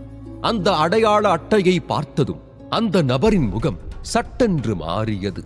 அடுத்த நிமிடம் அந்த நபர் பிரதாபனை பார்த்து வணங்கிவிட்டு, என்ன மன்னிச்சிருங்க சின்னவரே என்றான். விருந்தாளிங்க கிட்ட தன்மையா நடந்துக்கோ, இப்ப நான் என் நண்பர்களை உள்ள கூட்டிட்டு போறேன் என்று கோபமாக கூறினான் பிரதாபன். அதை கேட்ட அந்த நபர் சரி என்று பதிலளித்து விட்டு வழியிலிருந்து தள்ளி நின்றான். யாஞ்சில் குடும்பம் மிகவும் மூலம் பெற்றது. அதற்கு அந்த நுழைவாயில் காவலனே சான்று. ஏனென்றால் அந்த வீரன் ருத்ர மகாவீர நிலையில் இருந்தார். அந்த சம்பவத்திற்கு பிறகு வீரா, அதியன் மற்றும் சிவா 3வரும் பிரதாபனை ஆச்சரியமாக பார்த்துக் கொண்டிருந்தார்கள். அப்போது வீரா, பிரதாபன் அண்ணா, பொற்கதிர் குழுவில் இருக்கும்போது நீங்க கோவப்பட்டு நாங்க பார்த்ததே இல்லையே, ஆனா இங்க வந்ததும் நீங்க வேற மாதிரி நடந்துக்கிறீங்களே என்று ஆச்சரியம் குறையாமல் கேட்டான். எப்போதும் பிரதாபன் முகத்தில் சிறு புன்னகை மட்டும்தான் இருக்கும். ஆனால் இன்று அவன் முற்றிலுமாக வேறு ஒரு நபரைப் போல நடந்து கொண்டிருந்தான் என்பதுதான் 3வரையும் ஆச்சரியத்தில் ஆழ்த்தியது. பிரதாபன் சட்டென்று திரும்பி அங்கு சுற்றியும் பார்த்தான். அங்கு யாரும் இல்லை என்று தெரிந்ததும், உண்மைதான் வீரா, எங்க குடும்பத்தோட கெத்து அது. இங்கெல்லாம் கொஞ்சம் கடுமையா இருந்தாதான் வேலை நடக்கும். இங்க வரும்போது மட்டும்தான் கொஞ்சம் கடுமையா நடந்துக்குவேன் என்று பேசிக்கொண்டே ஒரு நீண்ட நடைபாதைக்கு வந்தார்கள். பிரதாபன் அவனது நண்பர்களுடன் ஏலம் நடக்கும் இடத்திற்குள் நுழைந்தான். அந்த ஏலக்கூடம் அரைவட்டமாக இருந்தது. அங்கு 3 பக்கமும் மக்கள் அமர்வதற்கான நாற்காலிகள் போடப்பட்டிருந்தது. 3 பேருக்கும் ஒரு இடத்தை பிடித்து அவர்களை பிரதாபன் அமர வைத்து விட்டு, வீரா, இந்த அடையாள அட்டைய கையில வச்சுக்கோ, யாராவது கேட்டா இத காட்டு, போதும், நான் போய் கொஞ்சம் வேலை இருக்கு அதை பார்க்கிறேன் என்றான். இன்று பிரதாபன் இங்கு வந்ததற்கான காரணம் அவனது குடும்பத்திற்கு உதவி செய்வதற்காகத்தான். அதனால் அவனால் அவனது நண்பர்களுடன் நேரத்தை செலவிட முடியவில்லை. அதை சொல்லிவிட்டு பிரதாபன் அங்கிருந்து சென்றான். அவனை பின்தொடர்ந்து வீராவும் சென்று, பிரதாபனா, இந்த ஏலக்கூடத்துல எப்படி பொருளை எல்லாம் ஏலத்துக்கு விடுவாங்க என்று கேட்டான். ஏன் வீரா, உன்கிட்ட ஏலத்துல விட ஏதாவது பொருள் இருக்கா என்ன என்று ஆச்சரியத்துடன் கேட்டான் பிரதாபன். வீரா ஒரு வெளிப்புற சீடன். இவனிடம் அப்படி என்ன அரிதான பொருள் இருக்கப் போகிறது என்ற எண்ணத்தில்தான் பிரதாபன் கேள்வியை எழுப்பினான். ஆமாண்ணா, என்கிட்ட ஒரு பொருள் இருக்கு என்றான் வீரா. அது என்ன பொருள்னு உன்னால சொல்ல முடியுமா வீரா என்று கேட்டான் பிரதாபன். வீரா விஷயமில்லாமல் வந்து பேச மாட்டான் என்று பிரதாபனுக்கு தெரியுமே. வீராவும் பிரதாபனுக்கு அருகில் சென்று, பேசுடர் சிங்கத்தோட சக்தி மூலம் இருக்கு என்றான். அதை கேட்டதும் பிரதாபன் கண்கள் ஆச்சரியத்தில் விரிந்தது. ஏனென்றால் யாஞ்சல் குடும்பத்தில் இருக்கும் அனைவருக்கும் ஒரு அரிதான பொருளின் மதிப்பை பற்றி நன்றாக தெரியும். அதிலும் பேசுடர் சிங்கத்தின் சக்தி மூலம் இது மிகவும் சக்தி வாய்ந்த ஒன்று மற்றும் மிக மிக அரிதான ஒன்றாகும். அதனால் பிரதாபன் அதிர்ச்சியிலும் ஆச்சரியத்திலும் மூழ்கினான். உண்மையில் ஒரு மருத்துவ நிபுணர் மற்றும் கொல்லன் மத்தியில் இந்த பொருள் ஒரு விலைமதிப்பற்ற பொக்கிஷமாகும். மேலும் சொல்லப் போனால் அந்த பொருள் யாருக்கு கிடைக்கிறதோ அது அவர்களுக்கு கிடைத்த புதையல் என்றே சொல்லலாம். இதற்கு முன்பு பேய்சுடர் சிங்கத்தின் சக்தி மூலம் 3 வருடங்களுக்கு முன்பு ஏலத்தில் வைக்கப்பட்டது. அப்போதே இதன் சக்தி மூலம் 20,000 ஆன்மீக கற்களுக்கு விற்கப்பட்டது. இன்றும் இதற்கான மதிப்பு அதைவிட அதிகம்தான் ஆகியிருக்கிறது என்பதுதான் பிரதாபனின் எண்ணம். மேலும் இப்போது வீரா அந்த பேய்சுடர் சிங்கத்தின் சக்தி மூலத்தை வைத்திருக்கிறான் என்றால் இது பிரதாபன் குடும்பத்திற்கு மிகப்பெரிய நன்மையை பயக்கும். உடனே பிரதாபன், நீ என் கூட வா வீரா என்று வீராவை அழைத்துக் கொண்டு ரகசிய அறைக்கு சென்றான். எங்க இப்ப அந்த சக்தி மூலத்தை எடுத்துக்காட்டு என்று பிரதாபன் அடக்க முடியாத ஆர்வத்துடன் கூறினான். பேய்சுடர் சிங்கத்தின் சக்தி மூலம் ஆதிசக்தி ஆசிரமத்தில் மிகவும் பிரபலமானது என்று வீராவுக்கு தெரியும். ஆனால் பிரதாபன் ஆர்வத்தை பார்க்கும் போது அவனுக்கு சிரிப்பதா வேண்டாமா என்ற எண்ணமே வந்துவிட்டது. பிறகு வீரா அவனது சேமிப்பு வளையத்திலிருந்து பேய்சுடர் சிங்கத்தின் சக்தி மூலத்தை வெளியே எடுத்தான். அந்த சக்தி மூலம் ஒரு கையளவு இருந்தது. அதை வீரா மிகவும் பாதுகாப்பாக வைத்திருந்தான். அது சற்று பெரிய பேய்சுடர் சிங்கத்தின் சக்தி மூலமாகும். பிரதாபனுக்கு தெரிந்தவரை அவன் பெரிய பேய்சுடர் சிங்கத்தின் மூலத்தை ஏலத்தில் பார்த்ததே இல்லை. இந்த பொருள் வீராவிற்கு எங்கிருந்து கிடைத்தது என்று தெரிந்து கொள்ள பிரதாபன் மிகவும் ஆர்வமாக இருந்தான். ஆனால் அவனது ஆர்வத்தை அதிகமாக காட்டிக்கொள்ளவில்லை. யாஞ்சில் குடும்பத்தை பொறுத்தவரை தங்களது வாடிக்கையாளர் ஏலத்திற்கு கொண்டு வரும் பொருட்களை பற்றியும் அதை எங்கிருந்து அவர்கள் பெற்றார்கள் என்பதை பற்றியும் விசாரிக்க கூடாது என்பதுதான் விதிகளில் ஒன்றாகும். வீரா, இது பெரிய பேய்சுடர் சிங்கத்தோட சக்தி மூலம். இதுக்கு உனக்கு சிறப்பான விலை கிடைக்கும்னு நான் உறுதியா சொல்லுவேன். ஆனா இவ்வளவு விலை மதிப்பு மிக்க பொருளை நீ இந்த ஏலத்திலேயே வித்தாகணுமா? இத வச்சிருந்து அடுத்த ஏலத்துல விற்கலாம்ல. ஏன்னா இந்த பொருள் யாருக்கெல்லாம் தேவையோ அவங்களை எல்லாம் அடுத்த ஏலத்துல வர வச்சு இதை இன்னும் பெரிய விலைக்கு விற்கலாம்ல என்று கேட்டான் பிரதாபன். பேய்சுடர் சிங்கத்தின் சக்தி மூலம் மிகவும் மதிப்பு மிக்கதாகும். அதை சாதாரணமாக யாராலும் வாங்க முடியாது. அதனால் இந்த செய்தியை தேவநிதி ஏல இல்லம் மற்ற ராஜ்யத்திற்கெல்லாம் செய்தி அனுப்பும் போது இதன் விலையையும் இன்னும் உயர்த்த முடியும் என்று எண்ணினான் பிரதாபன். இல்லண்ணா, இதை இன்னைக்கு விற்கிறதா சரியா இருக்கும்னு நினைக்கிறேன் என்றான் வீரா. சரி, இந்த ஏலத்துக்கு அரச தலைநகருடைய தோழர்கள்லாம் வந்திருக்காங்க. அதனால இந்த பேய்சுடர் சிங்கத்தை சிறப்பான விலைக்கு நான் வித்து தரேன், சரியா என்று பிரதாபன் கூறிவிட்டு ஏலம் விடுவதற்கான மேடைக்கு பின்னால் இருக்கும் அறைக்கு வீராவை அழைத்து சென்றான். அந்த அறைக்குள் செல்லும் போதே அங்கு ஒரு பாதுகாப்பு கவசம் இருப்பதை உணர்ந்தான் வீரா. அந்த அறைக்கு ஒரு வீரனும் பாதுகாப்புக்கு நின்று கொண்டிருந்தான். அந்த வீரனின் பலம் இடும்பனின் அளவிற்கு சற்றும் குறையாமல் இருப்பதை உணர்ந்தான் வீரா. அந்த அறைக்குள் விலை மதிப்புமிக்க மூலிகைகள், பொருட்கள் மற்றும் ஆயுதங்கள் எல்லாம் ஏலத்திற்கு தயார் செய்யப்பட்டுக் கொண்டிருந்தன. அதையெல்லாம் பார்த்த வீராவுக்கு பேச்சே வரவில்லை. அங்கிருந்த பெரும்பாலான பொருட்கள் எல்லாம் மிகவும் அரிதான பொருட்கள்தான். பிரதாபன் அங்கிருந்த நபரை பார்த்து அங்கப்பன் என்று அழைத்தான். இருவரும் நின்ற இடத்திலிருந்து சற்று தள்ளி ஒரு நபர் அங்கிருந்த பொருட்களை எல்லாம் அடுக்கி வைத்துக் கொண்டிருந்தார். பிரதாபன் அழைத்ததை கேட்டு அந்த பொருளை அப்படியே வைத்துவிட்டு வந்து, சொல்லுங்க சின்ன முதலாளி என்று பணிவுடன் கேட்டார். எங்க அண்ணன் எங்க போனார்னு பாத்தியா என்று கேட்டான் பிரதாபன். அவரு விருந்தாளிகளை வரவேற்க முன்வாசலுக்கு போயிருக்காரு சின்ன முதலாளி என்று பதிலளித்தார் அங்கப்பன். அவர் இந்த ஏலக்கூடத்தின் துணை மேலாளர். பிறகு பிரதாபன் வீராவை கை காட்டி, இது என்னோட நண்பன். இவன் நம்ம ஏலத்துக்கு ஒரு பொருளை கொண்டு வந்திருக்கான். அதை வாங்கி பார்த்துட்டு பத்திரமா ஏலத்துல வை என்றான். துணை மேலாளர் அங்கப்பன் வீராவை திரும்பி விரக்தியுடன் ஒரு பார்வை பார்த்தார். அங்கப்பன் தான் தேவநிதி ஏல இல்லத்தின் முக்கிய ஏலதாரர். இவர் இதுவரை பல அரிதான மற்றும் விலை மதிப்புமிக்க பொருட்களை எல்லாம் பார்த்திருக்கிறார். ஆனால் வீரா அப்படி என்ன அரிதான பொருளை கொண்டு வந்திருக்க போகிறான் என்று ஏளனமாக பார்த்தார் அங்கப்பன். ஆனால் தனது சின்ன முதலாளி வீராவிடம் பொருளை வாங்கி வைக்க சொன்னதால் அந்த வேலையை அவன் செய்தே ஆக வேண்டும். அதனால் அங்கப்பன், நண்பா, நீ எந்த பொருளை ஏலத்துக்கு கொண்டு வந்திருக்க, அதை கூட பார்க்கலாம் என்று கேட்டார். அங்கப்பன் முகத்தை சுழித்துக் கொண்டு தன்னை பார்ப்பதை புரிந்து கொண்ட வீரா எதுவும் பதில் பேசாமல் அவனிடமிருக்கும் சேமிப்பு வளையத்திலிருந்து பேசுடர் சிங்கத்தின் சக்தி மூலத்தை எடுத்து அவரிடம் கொடுத்தார். அதை பார்த்த அங்கப்பன் அதிர்ச்சியில் வாயடைத்துப் போனார். பிரதாபனை விட இவரது ஆச்சரியம் அதிகமாக இருந்தது. இந்த பொருள் எவ்வளவுக்கு போகும் துணை மேலாளர் அங்கப்பன் என்று கேட்டான் பிரதாபன். இது பெரிய பேசுடர் சிங்கத்தோட சக்தி மூலம். இந்த சிங்கத்தோட உயரம் 30 அடி உயரமும் இதோட பலமும் ரொம்ப சக்தி வாய்ந்ததா இருந்திருக்கும். இதை நாம கடைசியா ஏலத்துக்கு விட்டுக்கலாம் என்று கூறினார் அங்கப்பன். அவர் சொன்னதை கேட்டு வீராவிற்கு மிகவும் ஆச்சரியமாக இருந்தது. ஏனென்றால் அங்கப்பன் சொன்னது முழுக்க முழுக்க உண்மையாகும். அந்த சிங்கத்தின் உயரம் மற்றும் அதன் சக்தி எல்லாம் அங்கப்பன் சொன்னது போலவேதான் இருந்தது. சரி, இதுக்கு ஆரம்ப விலையா எவ்வளவு வைக்கலாம் என்று கேட்டான் பிரதாபன்.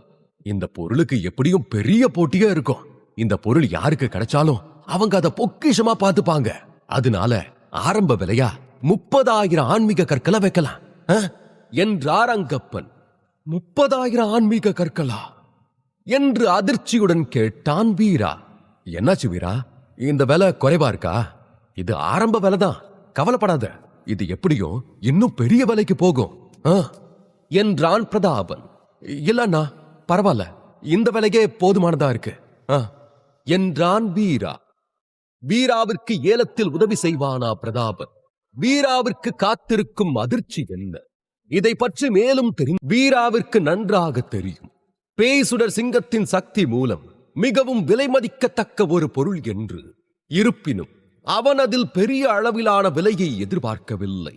நரமாமிச ராணியின் சக்தி மூலங்களுக்கு வீரா 5,000 பங்களிப்பு புள்ளிகள் தான் பெற்றான். ஆனால் அதை ஆன்மீக கற்களாக அவன் மாற்றியிருந்தால் அதற்கு அவன் 10,000 ஆன்மீக கற்கள் பெற்றிருப்பான். இப்போது பேசுடர் சிங்கத்தின் விலை மதிப்பு ராணி பூச்சிக்கு கிடைத்த பங்களிப்பு புள்ளிகளை விட 6 மடங்கு அதிகமாக இருந்தது. அதனால்தான் இந்த விலையே மிகவும் அதிகம் என்று எண்ணினான் வீரா. நீங்க மட்டும் ஒத்துக்கிட்டா இறுதி ஏலத்துல 2 பொருட்களை வைக்கலாம். அப்படி வச்சா விலையும் அதிகமா இருக்கும். இல்லனா இந்த பொருளை அடுத்த ஏலத்துல வச்சா அதை விட சிறப்பான விலைக்கு விற்பனையாகும் என்று பிரதாபன் சொன்னதையே துணை மேலாளர் அங்கப்பனும் எடுத்துரைத்தார். இல்ல நண்பா, இன்னைக்கு இந்த பொருளை வித்துருங்க. அதோட இதை எவ்வளவு சீக்கிரம் முடியுமோ அவ்வளவு சீக்கிரம் ஏலத்துக்கு கொண்டு வாங்க என்றான் வீரா. அதை கேட்ட துணை மேலாளரும் அங்கிருந்த ஒரு நபரை அழைத்து ஒரு அழகான பெட்டியில் பேசுடர் சிங்கத்தின் சக்தி மூலத்தை வைத்தார். பின்னர் அதியன் மற்றும் சிவா இருக்கும் இடத்திற்கு வீராவை அழைத்துக் கொண்டு வந்தான் பிரதாபன். நீங்க 3 பேரும் இங்க உட்கார்ந்து ஏலத்தை பாருங்க, நான் போய் என்னோட வேலையை பார்க்கிறேன் என்று பிரதாபன் கூறிவிட்டு அங்கிருந்து சென்றான். ஏலம் நடக்கும் இடம் முழுக்க மக்களால் நிரம்பி இருந்தது. அங்கிருந்த அனைவரும் மிகவும் சக்தி வாய்ந்த மற்றும் வளம் மிக்கவர்களாகும். அதில் சிலர் தனியாக வந்திருந்தார்கள், மேலும் சிலர் குழுவாக வந்திருந்தார்கள். உயர்குடி குடும்பங்களின் இளம் வயதினரும் அந்த ஏலத்தில் பங்கெடுக்க வந்திருந்தார்கள். அங்கிருந்த பெரும்பாலானவர்கள் ருத்ர மகாவீர நிலையில் இருப்பவர்களாகும். அந்த ஏலம் நடக்கும் இடத்திற்கு மேலேயும் சில அறைகள் இருந்தது. அங்கு மிகவும் பலம் வாய்ந்தவர்கள் எல்லாம் அமர்ந்திருந்தார்கள். அந்த நபர்கள் எல்லாம் தங்களது சக்தி நிலையை மறைத்துக் கொண்டு அமர்ந்திருந்தார்கள். ஆனால் அவர்களை பார்க்கும் போது ருத்ர மகாவீர நிலைக்கு மேல் சக்தி வாய்ந்த நிலையில் இருப்பவர்களைப் போல் வீரா உணர்ந்தார். பின்னர் துணை மேலாளர் அங்கப்பன் ஏலம் நடக்கும் மேடைக்கு வந்தார். ஒரு முக்கிய ஏலதாரராக அங்கப்பன் அரச தலைநகர் முழுக்க மிகவும் பிரபலமானவராக இருந்தார். பொதுவாக துணை மேலாளர் பெரிய பெரிய ஏலத்தில் மட்டும்தான் ஏலதாரராக பங்கெடுப்பார்.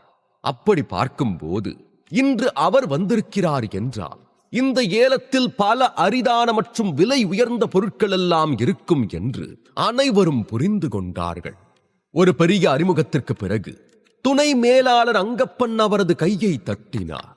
அப்போது அங்கு ஒரு நபர் பெட்டியை எடுத்துக்கொண்டு வந்து அவருக்கு முன்னால் இருக்கும் மேசையில் அந்த பெட்டியை வைத்தார். அதை பார்த்த துணை மேலாளர் அங்கப்பன் பேசுவதற்கு ஆரம்பித்தார். இன்னைக்கு நாம ஏலத்துல பார்க்க போற முதல் பொருள் அரிதான 3 அடுக்கு மகிழம்பூ.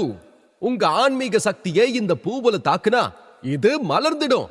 இதோட ஆரம்ப விலை 300 குறைந்த தர ஆன்மீக கற்கள்தான் என்று கூறிவிட்டு அவருக்கு முன்னால் இருந்த பெட்டியை மெல்ல திறந்தார். அந்த பெட்டியில் அரிதான 3 அடுக்கு மகிழம்பூ இருந்தது. அந்த ஏலத்திற்கு மிகவும் அழகான பெண்களும் வந்து அமர்ந்திருந்தார்கள். அந்த மகிழம்பூ அங்கிருக்கும் பெண்களை வெகுவாக கவர்ந்தது. 3 அடுக்கு மகிழம்பூ என்று வீரா அந்த பூவை பார்த்துவிட்டு, இந்த பூ அறை அலங்காரத்துக்கு மட்டும்தான் பயன்படும் போல இருக்கு என்று ஒரு தனி அறையில் அமர்ந்து கொண்டு கூறினார். ஆமா வீரா, இது ஒரு அலங்கார பூதான், ஆனா ரொம்ப அரிதான பூ. இந்த பூ ஒரு முறை மலர்ந்தா அந்த வருடம் முழுக்க அதோட நறுமணத்தை கொடுக்கும் என்றான் சிவா. அதை கேட்ட அதியன் ஆம் என்று தலையை அசைத்து விட்டு, இது அலங்கார பூ, இத வச்சு எந்த மருத்துவ முறையும் பண்ண முடியாது வீரா. எனக்கு தெரிஞ்சு உயர்குடி குடும்பத்தை சேர்ந்த இளைஞர்கள்லாம் இந்த பூவை அவங்க விருப்பப்பட்ட பொண்ணுக்கு கொடுப்பாங்க என்றான். இருவர் சொன்னதையும் கேட்ட வீரா, 300 குறைந்த தர ஆன்மீக கற்களுங்கிறது நமக்கெல்லாம் பெரிய விஷயமா இருக்கலாம், ஆனா உயர்குடி மக்களுக்கு இதெல்லாம் ரொம்ப சாதாரண விஷயம் இல்லையா என்றான். இந்த மூவரும் பேசிக்கொள்வது போல் இந்த மகிழம்பூ பெண்களுக்கு கொடுத்து அவர்களை ஈர்க்க வேண்டுமானால் பயன்படும். மற்றபடி இது ஒரு வீரனுக்கு உடல் அளவிலும் மனத அளவிலும் எந்த ஒரு பயனும் தராது. அப்படி இருந்தாலும் இதன் விலை ஏறிக்கொண்டே சென்றது. அடுத்த சிறிது நேரத்தில் 300 குறைந்த தர ஆன்மீக கற்கள் 800 குறைந்த தர ஆன்மீக கற்களாக வந்து நின்றது. அந்த 3 அடுக்கு மகிழம்பூவை உயர்குடி குடும்பத்தை சேர்ந்த ஒரு அழகான இளைஞன் வாங்கினான். வீரா மற்றும் அவனது நண்பர்கள் இங்கு நடக்கும் ஏலத்தை பார்க்கத்தான் பிரதாபனுடன் வந்தார்கள். அதனால் அவர்களுக்கு இந்த பூவின் மீதெல்லாம் ஆர்வமில்லை. அதைத் தொடர்ந்து துணை மேலாளர் அங்கப்பன் அடுத்த பொருளை ஏலத்தில் விட ஆரம்பித்தார். 2வது பொருள் ஒரு ஆன்மீக ஆயுதம். இதோட பெயர் மலையை பிளக்கும் ஈட்டி. இது பார்க்கிறதுக்கு வேணும்னா ரொம்ப சாதாரணமானதா தெரியலாம், ஆனா இந்த ஈட்டியை செஞ்சது ரொம்ப பிரபலமான கொல்லன் ஜெகநாதன். இது குறைந்த நிலை ஆன்மீக ஆயுதமாய் இருந்தாலும் இதோட சக்தி நடுத்தர நிலை ஆன்மீக ஆயுதம் அளவுக்கு இருக்கும். இந்த ஆயுதத்தோட ஆரம்ப விலை 2000 குறைந்த தர ஆன்மீக கற்கள் என்றார் துணை மேலாளர் அங்கப்பன். அதை கேட்ட வீரா, ஐயோ, 2000 குறைந்த தர ஆன்மீக கற்களா என்று ஒரு நிமிடம் அதிர்ச்சி அடைந்தார். மலை பிளக்கும் ஈட்டி ஒரு சாதாரணமான குறைந்த தர ஆன்மீக ஆயுதமாகும். இதன் சக்தியால் வீராவிற்கு எந்த ஒரு பயனும் இல்லை. அந்த ஆயுதத்தால் அவனுக்கு என்ன பயன் கிடைக்கும் என்று யோசித்துக் கொண்டிருந்தான். அவனிடம் 2000 ஆன்மீக கற்கள் இருந்திருந்தார். அதை வைத்து அவன் எவ்வளவு ஆயுதம் வாங்க முடியும், எவ்வளவு உலோக சாரம் பெற முடியும் என்று சிந்தித்தான். சாதாரணமா ஒரு மரண ஆயுதத்திலிருந்து 5-10 துளி உலோக சாரம் வரைக்கும் எடுக்க முடியும். அப்போ ஒரு ஆன்மீக ஆயுதத்திலிருந்து எவ்வளவு உலோக சாரம் கிடைக்கும்? ஒரு 20, 50 இல்ல 100 கிடைக்குமா என்று வீரா தனக்குள் எண்ணிக்கொண்டிருந்தான். இதை யோசித்த வீராவிற்கு ஏலம் கேட்க மிகவும் ஆர்வம் அதிகமானது.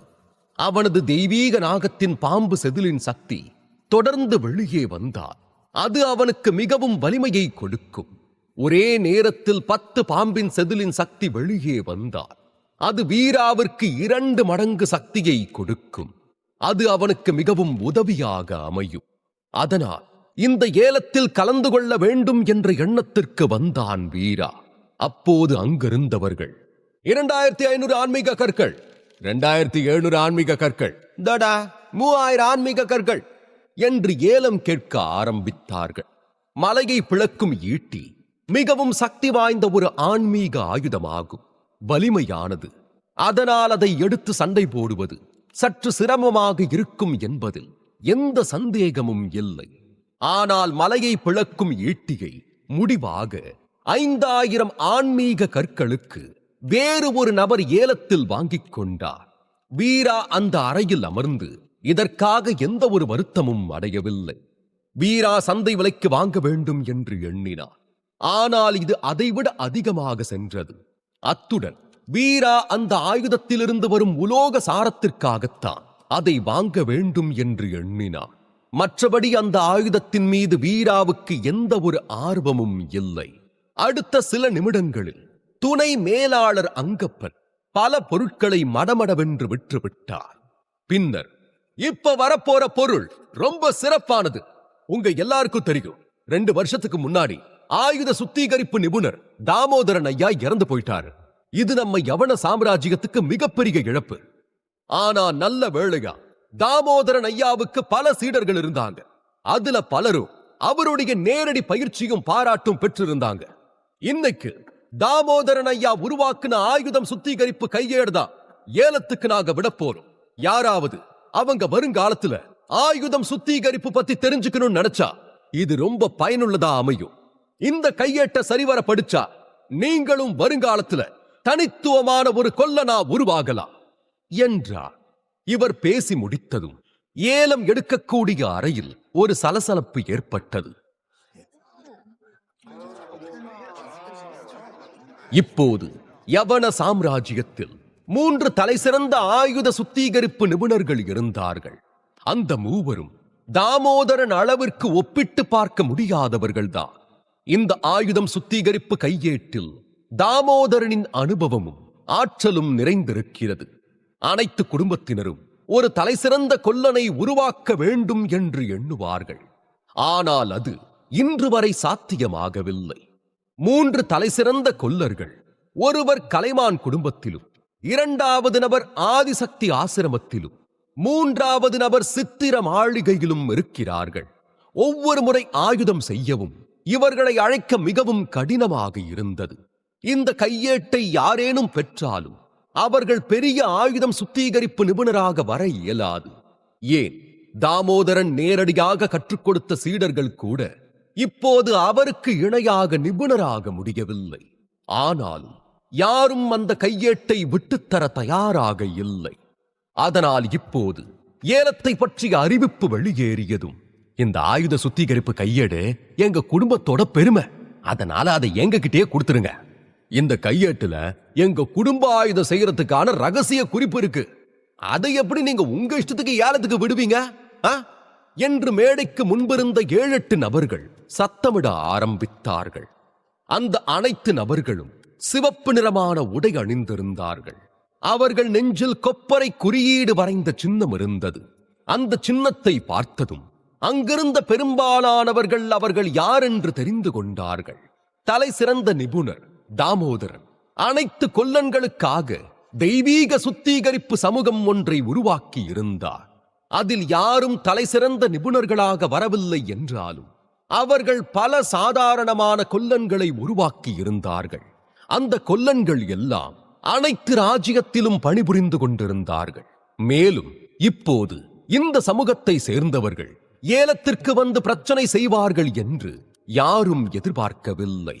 ஏலத்துக்கு வந்த பொருளை எப்படி நீங்க கேட்கலாம்? நீங்க பாருங்க, தலை சிறந்த தாமோதரன் ஐயா தயார் செஞ்ச கையேட்டை பாதுகாக்க முடியாத நீங்க எதுக்கு இப்ப வந்து தேவையில்லாம பிரச்சனை பண்ணிக்கிட்டு இருக்கீங்க என்று கூட்டத்தில் ஆயுதம் சுத்திகரிப்பு கையேடை ஏலம் கேட்க இருந்த உயர்குடி குடும்பங்கள் எல்லாம் எழுந்து கேள்வி எழுப்பினார்கள். அதெல்லாம் எங்களுக்கு தெரியாது, இந்த கையேடு எங்க பாரம்பரியம், அதனால எங்க கிட்ட கொடுத்துருங்க என்று தெய்வீக சுத்திகரிப்பு சமூகத்தை சேர்ந்தவர்கள் உறுதியாக கூறினார்கள். இவ்வளவு நேரம் சிரித்துக் கொண்டிருந்த துணை மேலாளர் அங்கப்பன் முகம் இப்போது கோபமாக மாறியது. எங்க ஏலத்துக்கு ஒரு பொருள் வந்தா அது எங்க இருந்து வந்துச்சு, எப்படி வந்துச்சுன்னா நாங்க கேட்க மாட்டோம். அதை ஏலத்துல விடுறது மட்டும்தான் எங்க கடமை. அதனால இத உங்ககிட்ட கொடுக்க முடியாது என்று காட்டமாக கூறினார். அப்படியா? அப்ப உங்க ஏலக்கூடத்தை எப்படி நடத்துறீங்கன்னு நாங்களும் பார்த்துடுறோம் என்று தெய்வீக சுத்திகரிப்பு சமூகத்தை சேர்ந்த ஒருவன் மிரட்டினான். அதை கேட்ட அங்கப்பன் சிறு புன்னகை செய்துவிட்டு வலது பக்கம் திரும்பி கை காட்டினார்.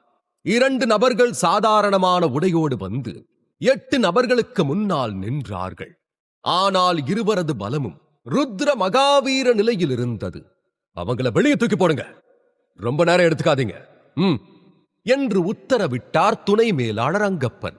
அடுத்த நிமிடம் அந்த தெய்வீக சுத்திகரிப்பு சமூகத்தின் 8 நபர்களுக்கு பளார் பளார் என்று அறை விழுந்தது. அடுத்த நிமிடம் 8 நபர்களும் மயக்கமடைந்து தரையில் விழுந்து கிடந்தார்கள்.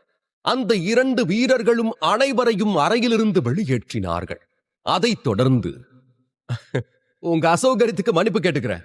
இப்போ இந்த ஆயுத சுத்திகரிப்பு கையேட்டுக்கு 5000 ஆன்மீக கற்கள் ஆரம்ப விலை என்றார் அங்கப்பன். 6000 ஆன்மீக கற்கள் என்று ஒரு சோம்பேறித்தனமான குரல் கேட்டது. அனைவரும் அந்த நபரை ஆர்வமாக பார்த்தார்கள். அந்த நபர் மிகவும் இளமையாக இருந்தான். அவன் அறையின் ஓரத்தில் பட்டாடை உடுத்தி ஒரு இளம் பெண்ணின் மடியில் படுத்திருந்தான். அந்த நபரின் நெஞ்சில் இருக்கும் சின்னத்தை பார்த்தது. இவனா? இவன் ஸ்வர்ணபூமி குடும்பத்தோட 3வது மகன். சாகித்யா சரியான பைத்தியக்காரனாச்சே என்று முணுமுணுத்தனர். யார் இந்த சாகித்யா? வீரா ஏதேனும் ஏலம் கேட்பானா? இதை பற்றி மேலும் தெரிந்து கொள்ள தொடர்ந்து கேளுங்கள். இந்த எபிசோட் உங்களுக்கு பிடிச்சிருந்தா அந்த வீடியோக்கு ஒரு லைக் பட்டன் கொடுங்க. அண்ட் இந்த மாதிரி தொடர்ந்து வீடியோஸ்க்கு நம்ம சேனலை சப்ஸ்கிரைப் பண்ணிக்கோங்க. தேங்க்யூ.